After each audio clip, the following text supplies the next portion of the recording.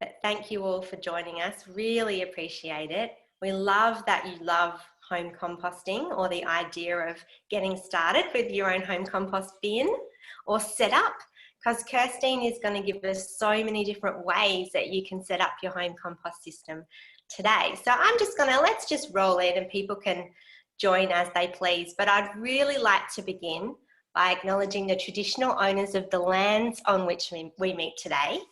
And I'd also like to pay my respects to elders past and present.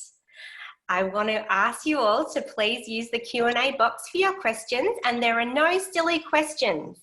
I did ask Kirsteen a silly question before, but she was very kind and said, no, that wasn't silly. So I promise you there are no silly questions. We're all just here to learn together today. And as Kirsteen kindly said a minute ago there, that we are all learning together. It doesn't matter at what level you're learning, but nobody ever stops learning, especially about composting. Is that right, Kirsteen? Yeah, definitely. Yeah, I think I've learned more in the last year, just from talking to other people and finding out about, you know, what some people are struggling with, and what works and what doesn't work, and what are some of the barriers that people face, you know, to being able to compost at home, and how to sort of overcome them, and how to, you know, think creatively about finding solutions to problems. So there's always, you can always learn something. Anyone who says that they know everything about one subject, they're doesn't know what they don't know. Yeah, exactly. Yeah. So we are recording this today, and we are going to make the recording available to you all, so that you can get it by email if you like. We're also going to offer everybody who is joining us today the chance to win a few goodies from BioBag, including a little vented compost caddy for your kitchen bench top, and roll of BioBag liners, and some resealable compostable bags and dog bags. This And is what it looks like. hey, look at you! You've got yours there. Thank you. That's so great. Here's one I prepared earlier. And we're going to pop in some dog bags and some other resealables. And we're going to say we'd love you to win it. You'll have quite a good chance if you just fill in our quick little 10-question survey after this to tell us a little bit about who you are, because we can't see your beautiful faces, and we'd like to know how you enjoyed this next hour as well. So I'll copy that link to the survey into our chat box at the end. But for now, I really want to throw to your questions, and let's get started with the content of the day. So I've already had some questions come through, and I will monitor the chat box and the Q&A box as we go. But I wanted to ask you some questions that Nicole emailed me just before. And Nicole's first question is, could you please explain what is meant by green and brown compost, and how do you know what is what? So let's get into it. That's a great question, and that's something that everyone needs to know, or should know, or have at least some understanding. So composting is like making lasagna, I like to think of it. So you know, one of the easiest ways to sort of make a good lasagna is to make sure that your layers of your pasta and your sauce and your cheese are all nicely balanced. If you were to make a lasagna and it had too much pasta and not enough sauce, it tastes pretty gross. So the same kind of principle works for composting. So it's about having everything in balance, and what balances your compost at home is going to be different to your neighbours, because everyone eats different foods and everyone makes different volumes of food scraps. So it's not something that can be copied and pasted, and one recipe that works for one person is going to be different to someone else's recipe.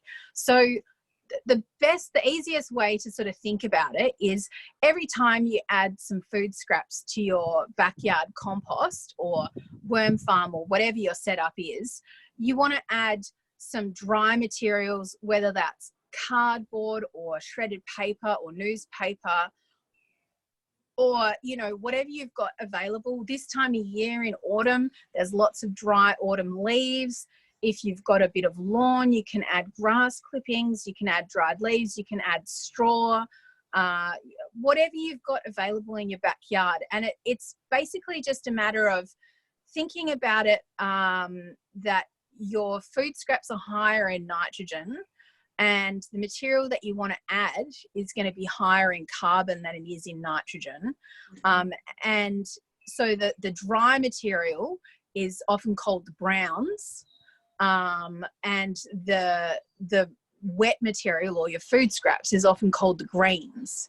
But another way to think of it is that the wet material is higher in nitrogen, and the dry or the brown material is higher in carbon.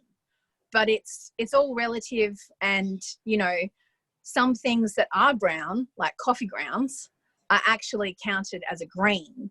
So it's not really a strictly color-coded kind of thing. And office paper is not brown, but it is counted as a brown or a carbon material. So it's, I mean, like, it's a very simplistic kind of view of you know, balancing it out. But as a general rule, every time you add, you know, like if you, this is about 7 liters sort of volume, every time you add sort of this kind of volume of food scraps, you want to add, you know, 2 to 3 times the volume of dry material. So if you're adding 7 liters, 2 times that would be 14, 3 times that would be 21 sort of liters. So if you've got like a you know, a normal kind of bucket, like an outdoor backyard bucket, they're about 9 or 10 liters. If you add a couple of those, you'd be good. So you just, every time you add that volume of green or food scraps, the same volume of like dried leaves or newspaper or cardboard or whatever, add that to your compost, and always have the top layer being your dry material. Because if you have your top layer as being your food waste, that's going to attract all these little tiny annoying little vinegar flies. Or fruit flies, sometimes we call them. You know, where it depends where you live. But if you cover it over and make it less accessible, then you won't have, you know, little buzzing things getting in your way and annoying you. So the brown goes on top. Awesome. Yeah. Now, Nicole's asked me 2 more questions to ask you, but first Sure. I'm just going to ask a question from Rachel that's popped up in the Q&A box. Thanks, Sure. Rachel. She says, I predominantly use my compost to reduce my landfill waste. Yay, Yeah. well done. So not using it on the garden. I throw it in compostable plastic and bags and all sorts of things. I do have cockroaches, but no worms. Is that okay? Yes. Totally. And she also says, I throw in some bicarb soda sometimes, but the cockies are still there.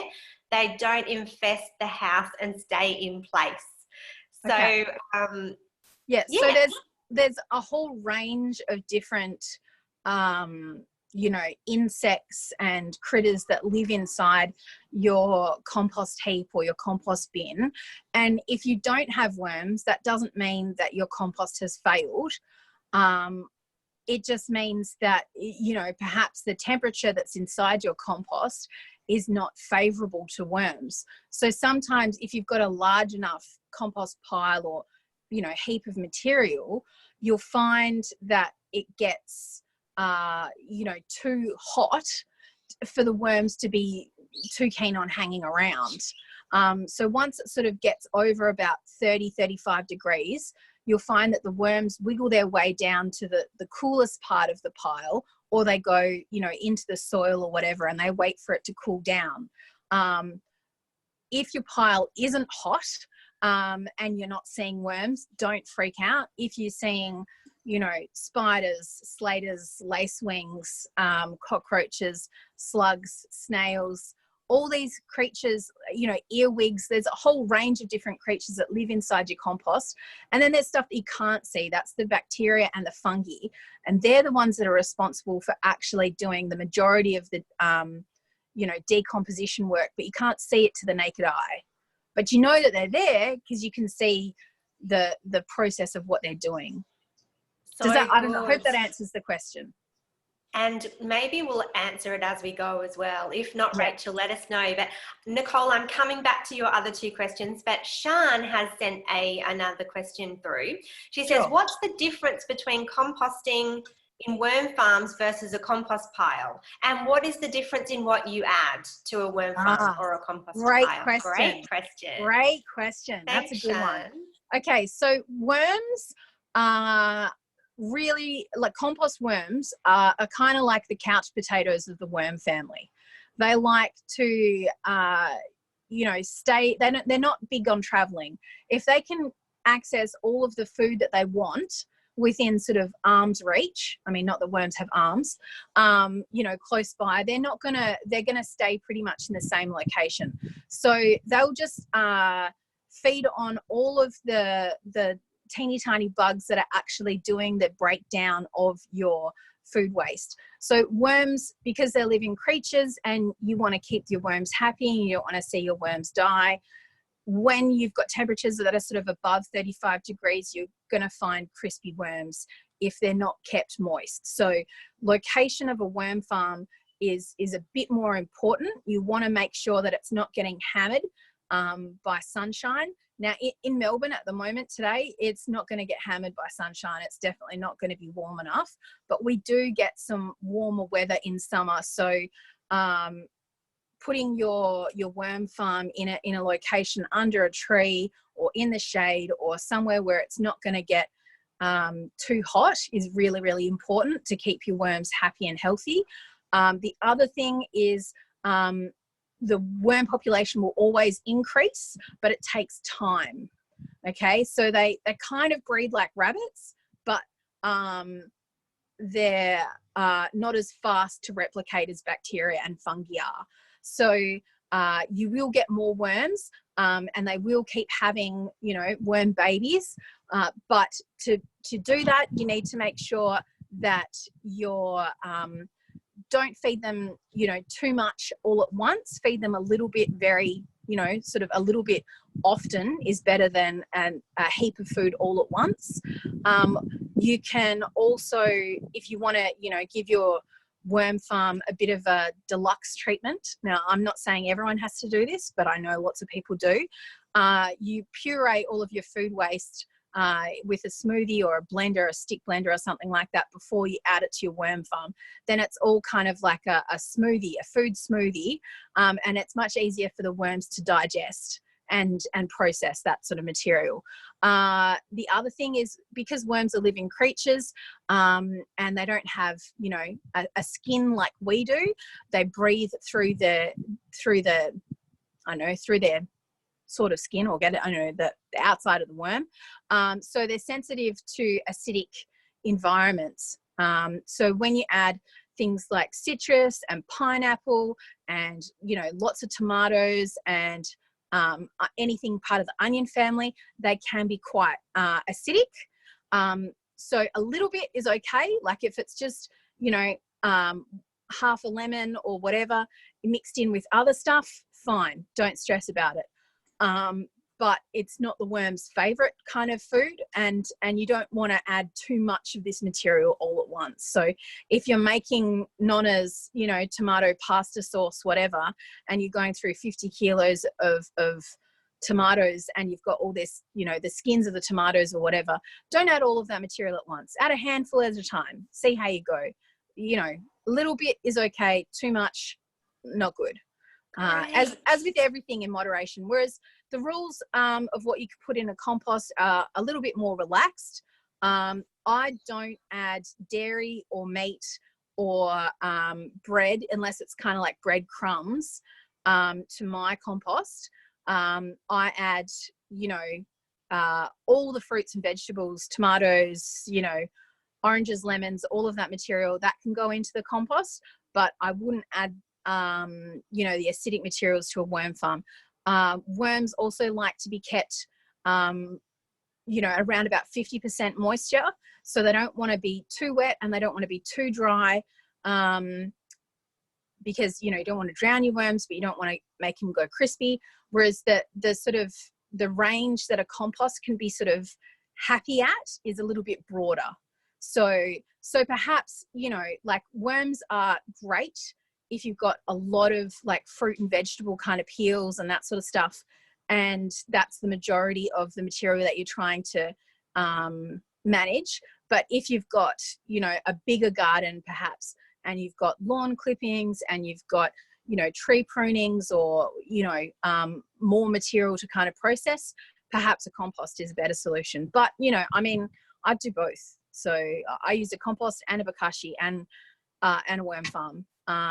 There's so many different options really to choose from, isn't there? It's about figuring out what works for your lifestyle and the amount of time that you have, and also figuring out, you know, what fits with your needs. You know, how much waste are you creating? Do you want to make more compost? You know, do you have a use for the worm castings?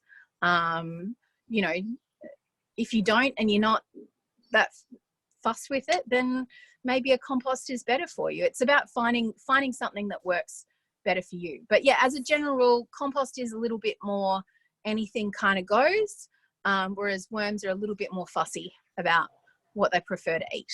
So good. Thank you so much. It does. Yeah. I think it does. Hopefully, Sian, if it doesn't, just pop another question let me know in the Q&A. If there's any more queries. Yeah. I've got 4 questions here for you at the moment. So Janine says, I add a lot of coffee grounds to my compost. So will this affect the pH of the compost? And then how long does it take for the top section of the compost to break down sufficiently to move it to the next layer when I leave the food scraps in a biobag? So that's actually 2 questions. So coffee grounds, will it affect the pH? Coffee grounds, if it's coffee that's come out of like a espresso machine or a plunger or whatever, and you've already like drunk the coffee and extracted it with water, then it's not going to affect the pH. You know, the pH of coffee grounds is close enough to neutral. It's not super acidic because most of the acidity has been extracted from the coffee grounds during the process of the making of the coffee. I find that when I add, you know, sort of this kind of volume, probably, you know, 1 litre or 2 litres of coffee grounds at a time to my compost or worm farm, the worms absolutely go crazy for coffee grounds. I think it's one of their favourite foods. I've had an experiment where I just had a tarpaulin and I had too many coffee grounds. So I just put them on top of a tarpaulin and then put a brick on top of the tarpaulin. And then a couple of months later, I pulled it back to add some more of the coffee grounds, and it was absolutely full of worms. It was like a giant red wriggling orgy of worms. They were just going nuts. They loved it. So I think some of the worms that were in my compost bin actually wiggled themselves towards the pile of coffee and were just having a great time. So I don't think it affects the pH. I wouldn't worry about that. If you are worried about the pH of your compost, you can get one of these pH test kits. These are really, really simple and super, super handy. They're about 10 or 15 bucks from Bunnings, and there's enough material in here to probably do hundreds of pH tests. So it's going to last you a really long time. The other option, sorry, just grabbing this guy. Now, this one is one that I got from Bunnings. This is a tumbleweed pH tester, but it also does temperature, moisture, and pH, temperature, moisture, and then tells you whether it's too wet or too dry. So yeah, this one, it's just got a readout on the screen. I don't know, hopefully you can see that. Yep, and it just says pH 7 at the moment because it's not in any soil. And you can just chuck this, you know, into your compost pile. It's even easier than the soil test kits. Yeah, look, I mean, and this is I don't know, $30 or $40 or something like that, and it just runs on a 9-volt battery in the back. Amazing. Because you can turn it on and off, you're going to save the battery. Can I ask you Janine's second question and remind you Yes, about that one? yes, It was yes. how long does it take for the top section of the compost to break down sufficiently to move it to the next layer when she leaves her food scraps in a bio bag? So how long does it take for the top? Do you understand? I think so. So I guess it's if it's like in a worm farm or in a compost. I don't know. Compost, she said. In a compost. Okay. Yeah. So if you've got the kind of compost where it's sort of like a domed kind of one, and you've got the, you know, the finished material is generally closer to the bottom because it's been in there longer because you're adding material from the top. If you're not turning it regularly with like a fork or a compost spiral, then the material at the bottom is obviously going to be, you know, the finished material, and the material at the top will take probably longer because it's not incorporated and mixed in with the already finished material. My suggestion is, if you want to make more compost faster, is to sort of blend the layers just by getting a garden fork in there and just doing a bit of mixing. No more than 5 minutes once a week is plenty. You don't have to spend all day turning the whole entire compost. Every time you turn it, you're going to mix, you know, stuff from the bottom to stuff to the top, but you're never going to mix absolutely everything.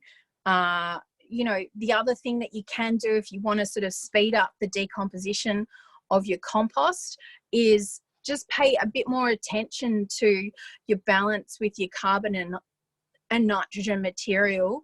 If you really want to get your compost a kickstart, you can add in like some cow manure or sheep manure or, you know, chicken manure or something like that, because that's got a high nitrogen content and it'll really heat up quite fast, and that will really speed up the decomposition process that's happening inside your compost. Another thing that's really handy for heating up a compost is adding you know, a significant volume, I guess, I don't know, a couple of lawnmower catches full of lawn clippings, because lawn clippings really do heat up, especially when you add like a large volume of them. Don't they though? Yeah. I get smoke coming out of my compost bin. Yeah.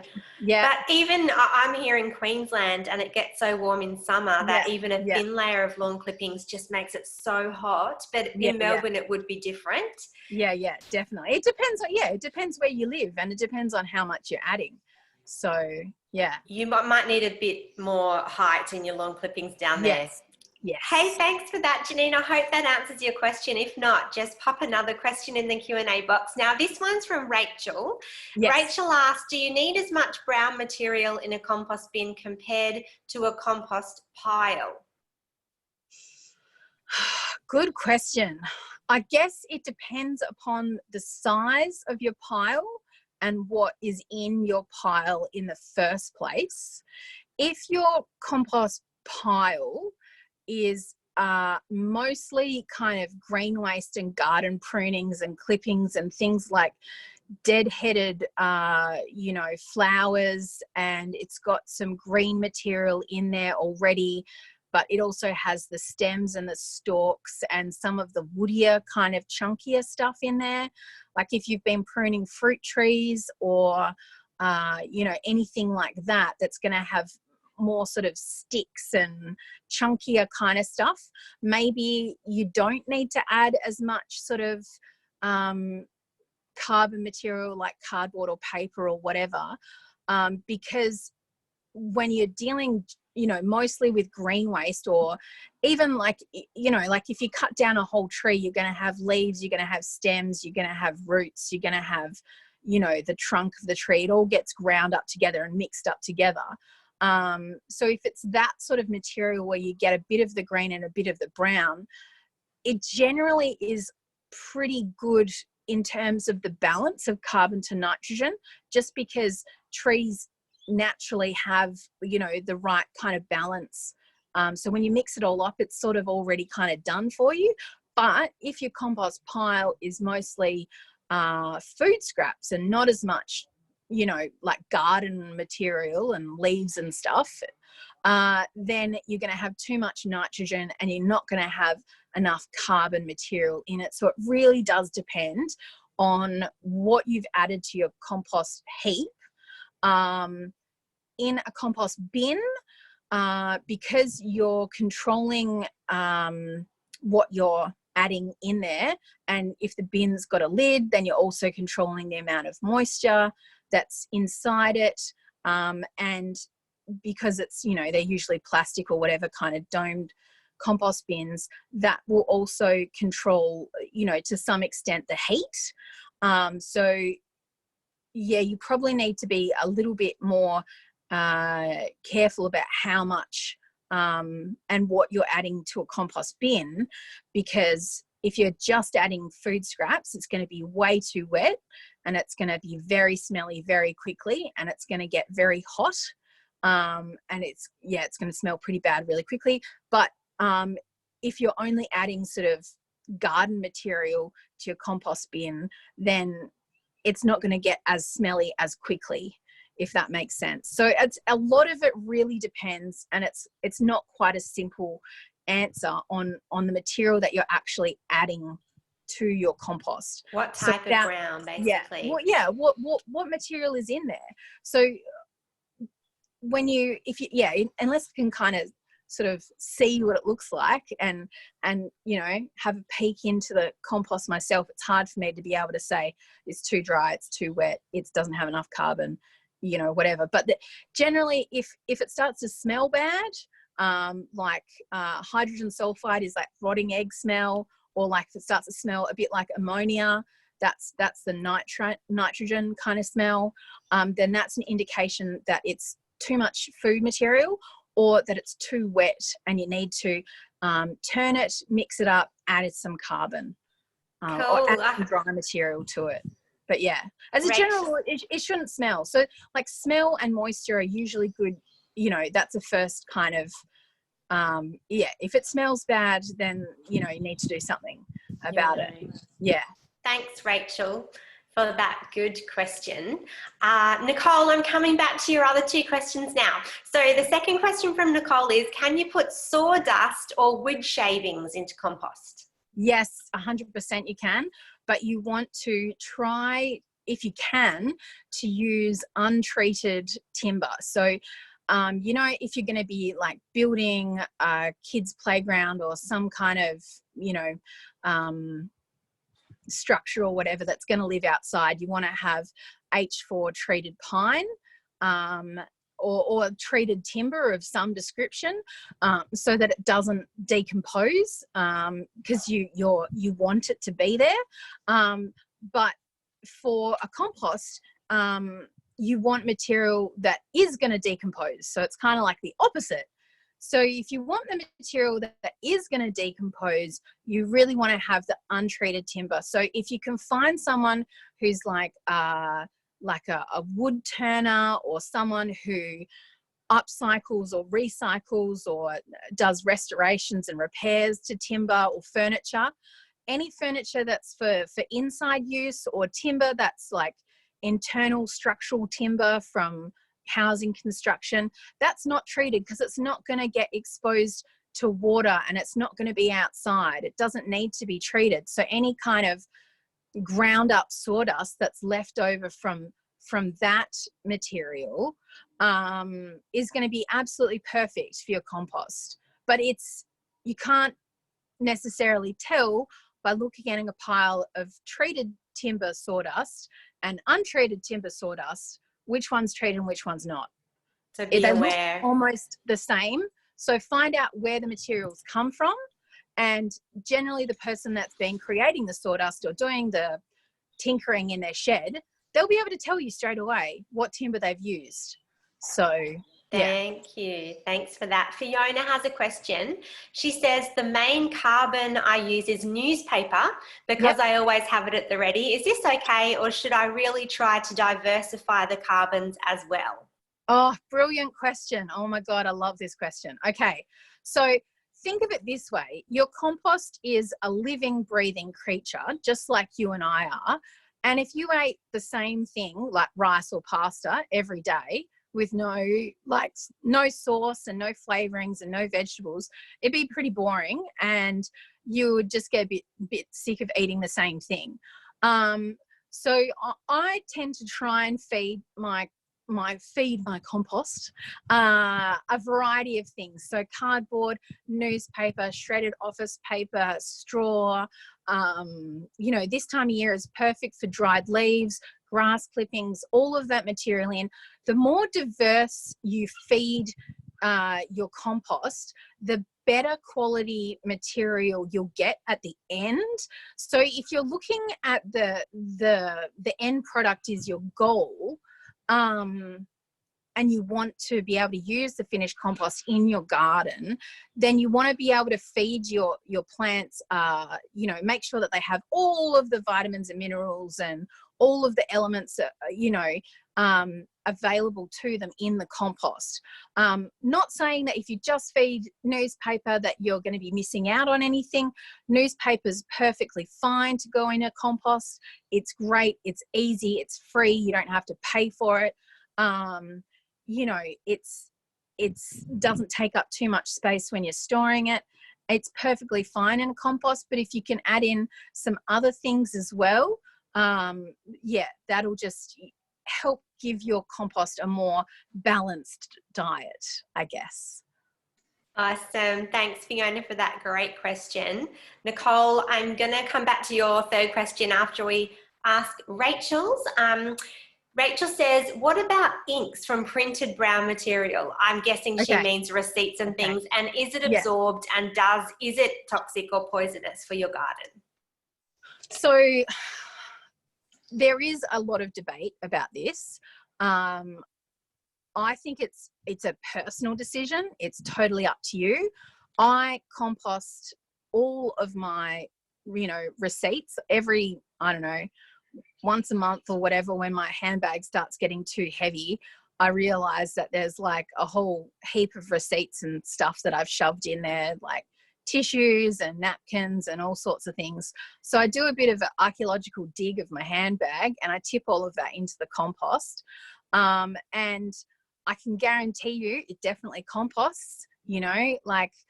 I've been composting for years, and the receipts, they all turn into browny black material. You can't recognize that it used to be a receipt. You can't, it composts down.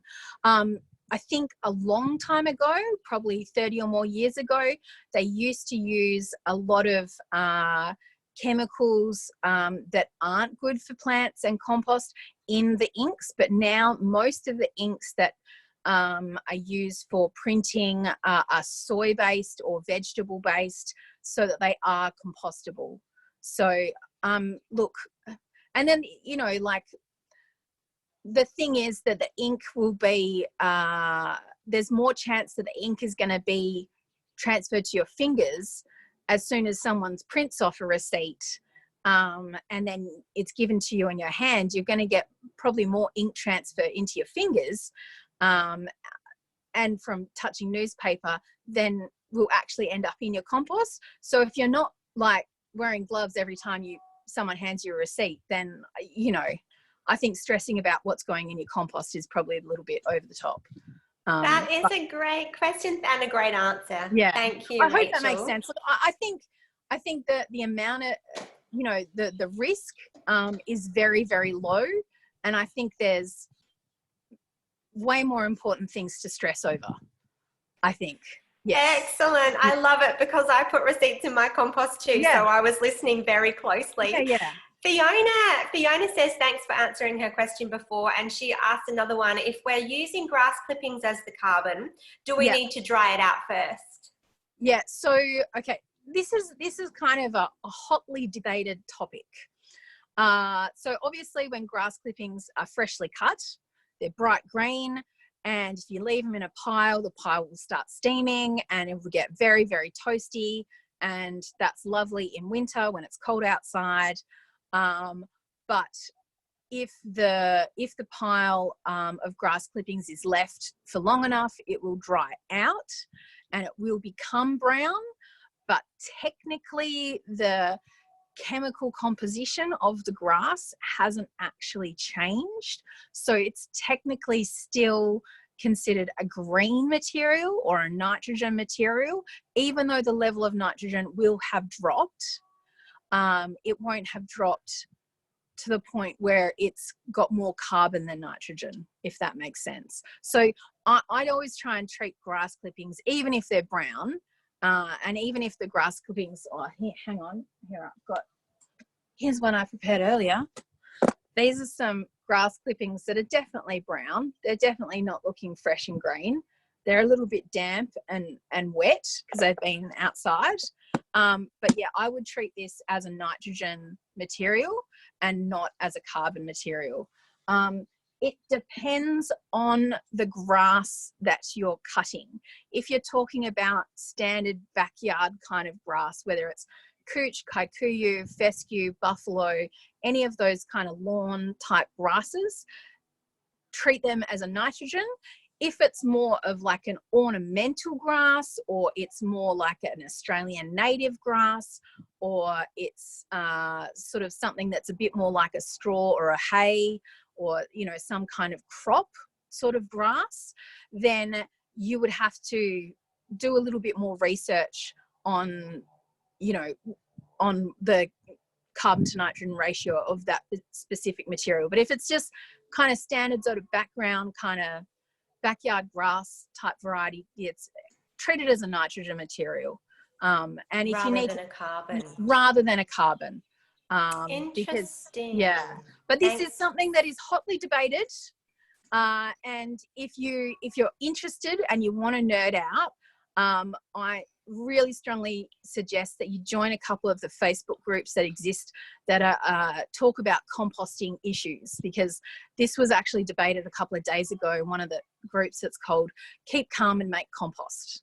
So there's probably about 10 or so different composting kind of groups, but also permaculture groups, and other sort of zero waste or waste free kind of groups where you can ask these sorts of questions and you'll get a variety of answers.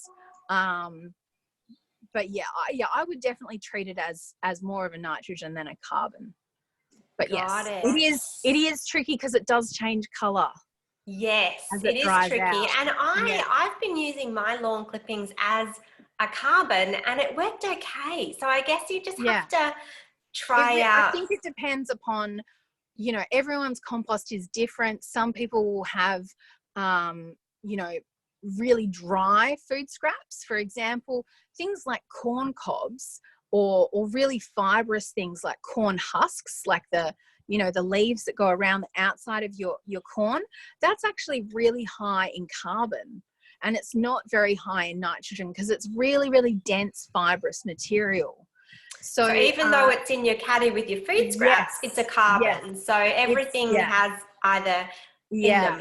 Got it. Interesting. So things like, so, you know, something, for example, like your leaves of your sugarcane, for example, like a sugarcane plant, they're going to be high in nitrogen, but the stalks of a sugarcane are going to be heavy in carbon because it's more fibrous and it's dense kind of material that takes a lot longer to decompose. So if it takes a lot longer to decompose, chances are it's higher in carbon because it's slower to decompose.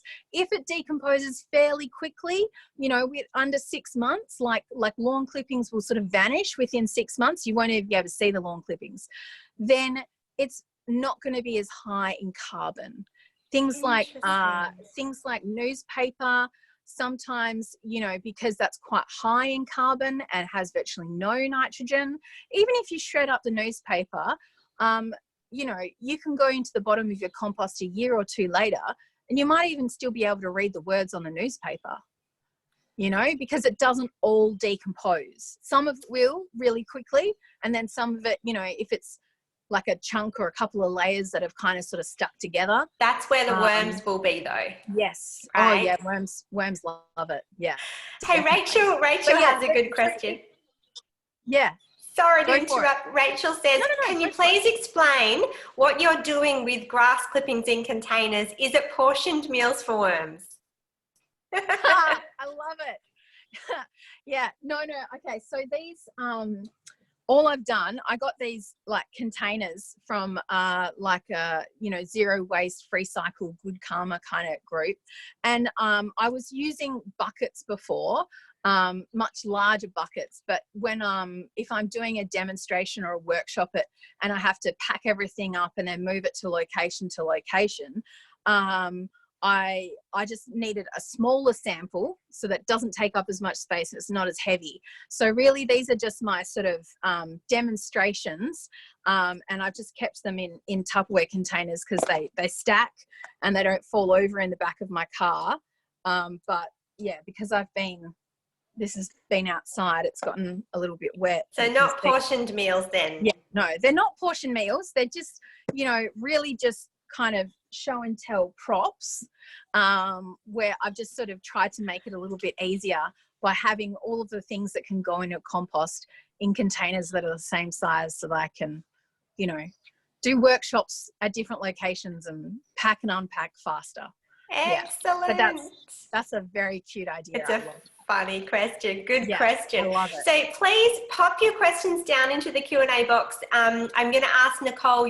Rachel says, sorry, she feels like asking more questions. Yeah, go ahead. So she chucks wax-lined paper cups in her compost bin. Is that okay? Wax-lined, like a coffee cup, espresso cup, kind of like a takeaway coffee cup? I'm not sure, Rachel. Do you mean, is it a certified compostable cup, like a BioBag cup, or is it just a regular, like a takeaway coffee cup? Because the wax line, paper cups from a kid's party, so I'm guessing they're not certified compostable. They have a plastic lining, right? The paper part of it will compost. And if you use like a compost sieve or a compost screen, you can pull out the liner and then put that into your like soft plastics or your landfill bin. The same thing, like if you've got a cardboard box and it's got sticky tape on it, the sticky tape doesn't compost, but it's because it's like, it sounds different, like it's got that crinkly noise. Once all the cardboard's vanished, you're just left with the sticky tape at the end. And so you can pull the sticky tape out of your compost before you add it to the garden. And it's very easy to separate it because it looks different and it sounds different, and it really sticks out really obviously. So look, I would say, yeah, do an experiment, do a trial. Rachel says though that it's very thinly wax coated, so she never sees the coating again. Wax coated. Without knowing or without knowing much about what kind of wax coating they've used, it's hard to kind of answer that question. But look, if it decomposes and it vanishes in your compost, then just keep doing it. It's fine. You'll know if it's plastic, it will remain and it will stick out like a sore thumb. So she's happy. Thanks, Rachel. It'll be really easy to identify. Yeah. If it doesn't compost, it won't. You'll see it. You'll know. The plastic will remain forever. You'll know. Yeah. So like I've got fruit stickers. Fruit stickers are the bane of my existence. I try to get my kids to pull them off before they eat the fruit, but oh my goodness, you'll know. So I've got a few more questions here. Fiona says she is really enjoying her composting, so much so that she's got a second tumbler. She wants to know if she can just transfer some more worms from the first compost and let them flourish, or should she buy another lot of worms in a starter kit? You're putting worms into a tumbler? She says a tumbler, but if there's worms in there, they're going to keep multiplying, right? So taking them out, and I usually take mine out and put them on the garden, and knowing that they'll come back and keep laying those eggs, like you said, like rabbits. Yeah. Look, I don't see the harm in taking some of the worms that are from one compost bin and putting them into the next compost bin. There's nothing wrong with that. Like I do that all the time. It's a good move, and then you don't have to buy more, because they reproduce crazy numbers. They will reproduce if they've got the right living conditions. They're not too wet, they're not too dry. They're not getting too hot. in summer, and they've got plenty of food. You know, there's nothing that's going to stop them from, you know, making lots of worm eggs or worm cocoons and having more worm babies. Like, you know, crazy, probably. yeah, yeah. Sian has a question. She says, my worm farm seems to be always wet. I add brown material and it becomes too dry and brittle. How do I get the casting to be friable? Is that the right word? Friable, probably. I haven't heard that before. What does that mean? So friable is when it's like a friable soil or a friable, you know, garden material, it means that it's easy to dig. You can get a fork in there, and it's not like if you're trying to dig a hole and you've got sand, the sand just falls back into the hole, and it's hard to kind of, you know, dig a hole and sort of keep it there. If you've got really hard clay or really heavy clay like we do in Melbourne, so much clay, it's very hard to dig a hole if the clay is very dry, because it's like basically digging into concrete. Not easy, not fun. If you've got a friable soil, when you put your shovel in, there's little resistance, and it's very easy to dig a hole, and the material like doesn't fall in or collapse, kind of thing. That's a friable soil. So a friable soil is like a soil where there's enough moisture, there's enough drainage, and things are sort of in balance and in harmony. So a compost, once you've, you know, sieved out any big chunks, you should be left with a very friable material, because, you know, everything's sort of in balance, and it's not really dry chunks. It's not really, you know, you won't have big chunks of clay or big chunks of sand. It's sort of in that happy medium zone, sort of stuck in the middle. So this is a example. Hang on, I'll just put on a glove.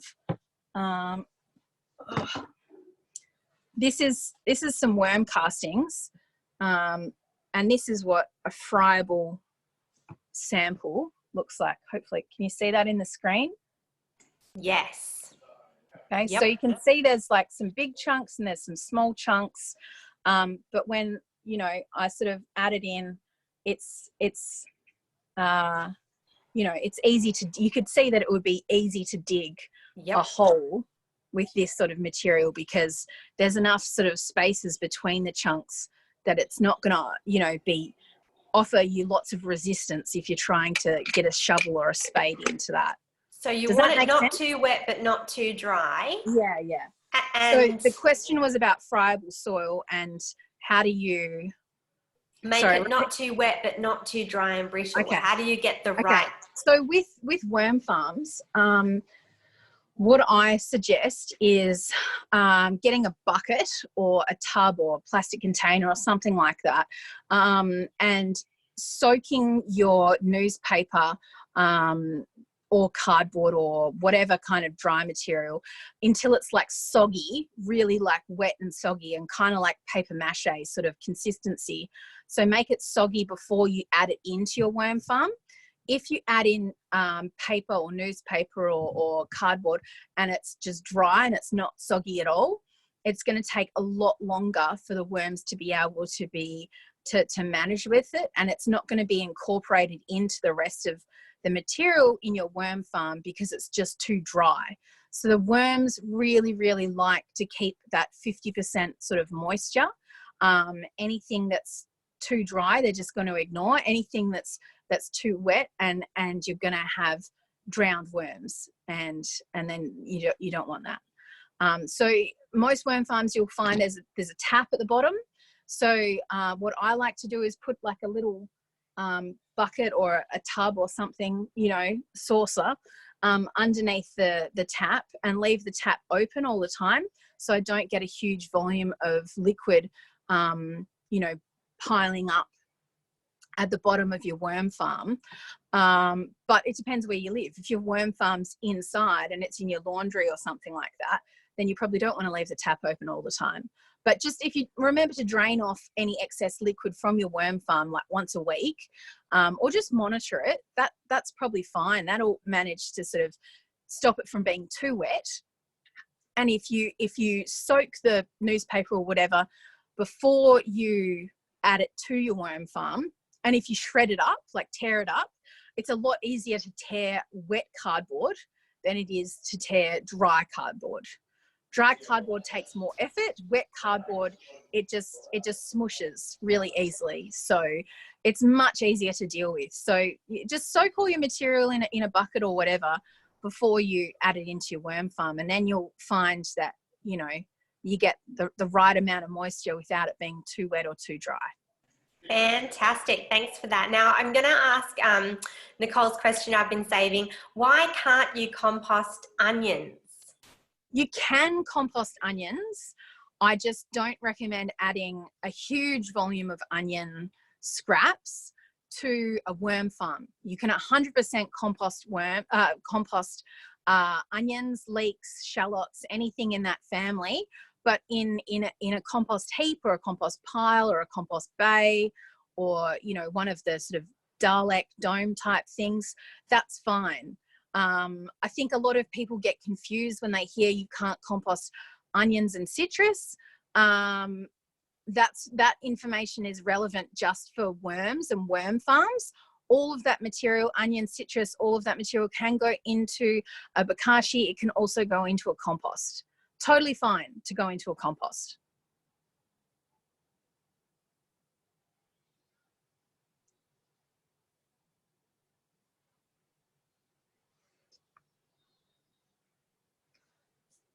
Chelsea, I can't hear you.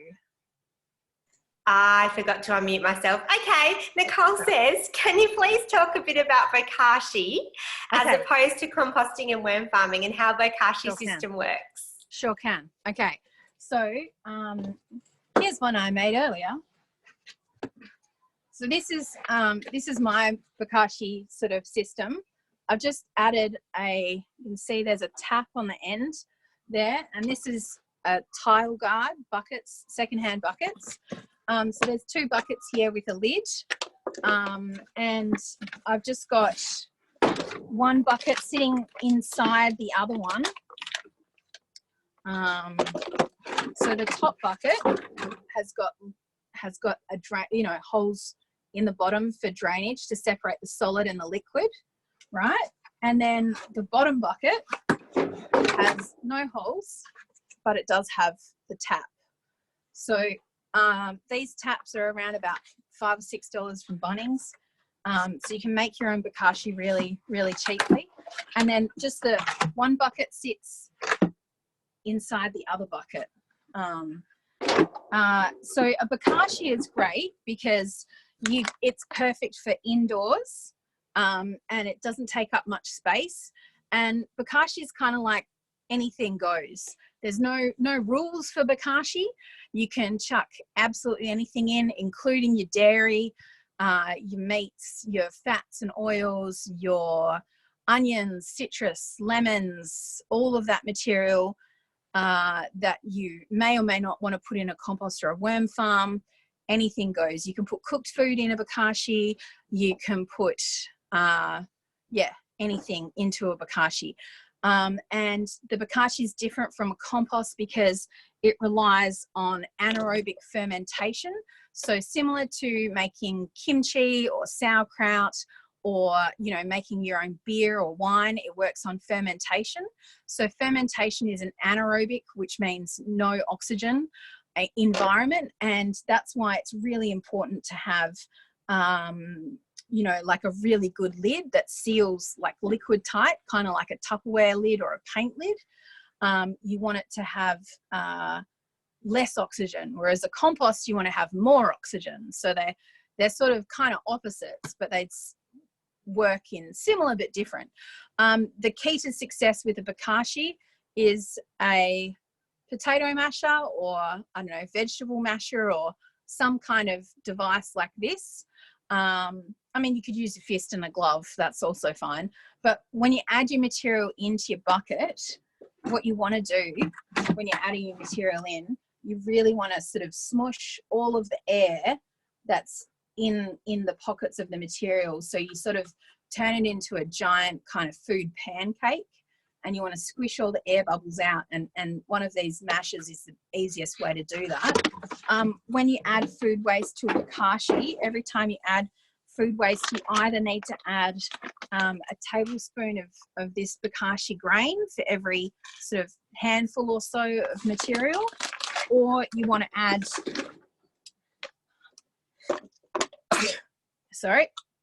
or you want to add a spray of the liquid bokashi activator. So the activator and the grain, they've got microbes inoculated into the grain or the liquid, and the microbes are the ones that start the fermentation process. So they need an anaerobic or a very low oxygen environment. Otherwise, they don't really work that well. If you don't squash the air out of your bokashi, you'll find that it doesn't really work that well. It'll also start to smell a bit skanky. A bokashi bucket should smell just like opening a jar of pickles or, you know, like vinegar. It should have like a vinegar or like a brine kind of smell. But not stinky. It's not a bad smell, is it? It shouldn't be it's like not unpleasant. No, it's just like a vinegary sort of smell. Yep. It shouldn't smell nasty. And if it does, like compost, you know something's a little bit needing fixing, needing tweaking. Yeah. So thank you. Rachel has a question. She says, so BioBag has dog poo bags. Is dog poo or even cat poo okay for compost bins? Yes. So it depends where you live.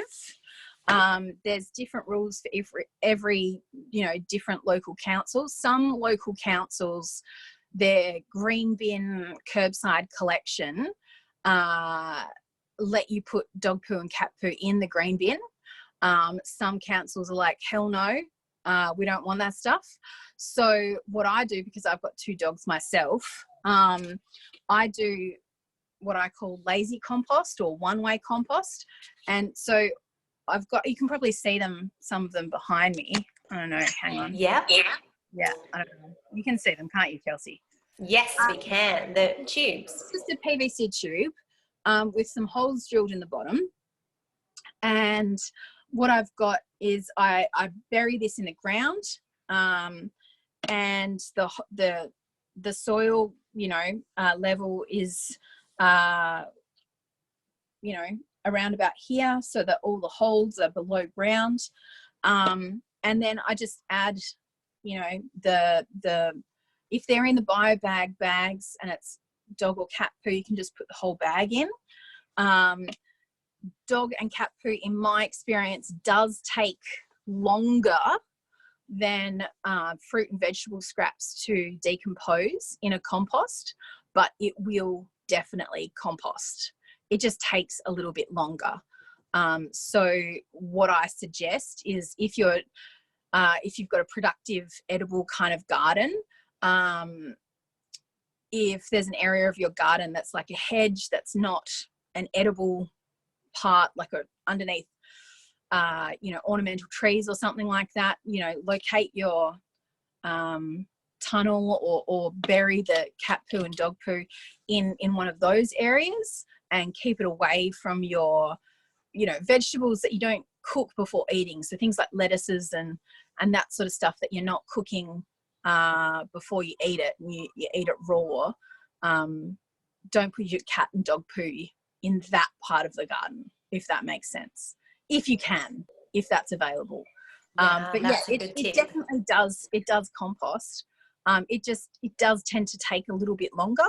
I wouldn't add cat or dog poo to a worm farm, but it's totally fine to put into a compost bin, as long as you remember that you've put it in that compost bin, and then you don't use that compost on your like lettuces or whatever. But it's totally fine to use it underneath fruit trees, where, you know, the fruit is not going to come in contact with the soil. So yeah, you know, there's ways to sort of avoid kind of cross-contamination. You just got to be clever about it. Find a system that works for you. Yeah. That's awesome. Rachel says, great idea. Your tubes there are a fantastic idea. So we are almost at 1 hour. Thank you so Wow. much for all your great Gone by questions. so I believe quickly. we've answered them all. I can't see any others. If there are others, please let me know, and we'll answer them for sure before we go. Or if you have any ones you've been saving, do it now. In the meantime, I'm going to tell you that we are giving you guys, the ones joining us today, the chance to win some goodies from BioBag, including a vented compost caddy and some Australian-made BioBag liners and some resealable food storage bags and some dog bags. I've popped the link to our little survey, which is just a very quick 10 questions in the chat box, and we'll also email that to you tomorrow. So I am so pleased that we've been able to answer them today. I have a last minute question from Fiona. Thanks, Fiona. It says, can we roll back to the onions and oranges in a compost bin? So are they totally okay? And why is it a no-no for worm farms? Okay, no worries. Okay, so the onions and oranges and citrus and pineapple and that sort of thing, it's quite acidic. Same thing with tomatoes. So you don't want to add too much acidic material to a worm farm because the worms are sensitive to pH. A little bit is okay. So if it's just like, you know, 1 lemon, 1 orange, fine. But if you're making your own orange juice and you're juicing like 6 kilos of oranges or whatever, don't add that much volume to a worm farm. That's totally fine to add to a compost. But with anything with a compost, add a little bit, mix it up, add a little bit, mix it up, add a little bit, mix it up, and just repeat that. And don't worry if your orange peels or lemons or whatever go a little bit moldy. There's mold and there's fungi and there's all sorts of things that are doing the decomposition work inside your compost. So don't freak out if you see the mold or the, you know, fungi going to town on your citrus peels before it starts to decompose. It's all part of the process. Fantastic. Rachel has a good tip. She says make citrus cleaner first. There's so many things you can do with those citrus peels before you compost them if you want to. Make salad dressing too if you want. Hey, thanks everybody. We will let you go. We are at 2 o'clock. Thank you sincerely for joining us today. A million thanks to you, Kirsteen, for being there to answer all of our questions. Happy to answer any questions about compost anytime. Yes, you can always email you or Facebook message your page. Yeah, definitely. Yeah, or we're also on Instagram as well. So you can get in contact with me anytime if you've got a compost question. And I'd be more than happy to answer your questions and help you find a solution that works for you, because everyone's different. We just want everybody to play with home composting. We'll all never stop learning together. So we might even make these a regular thing, a Q&A, so that people can ask us what they need to. So thanks again for joining us. And thanks again, Kirsteen. No worries. See you next time. Bye. We'll talk to you soon. Thank you. Bye. Bye, everybody.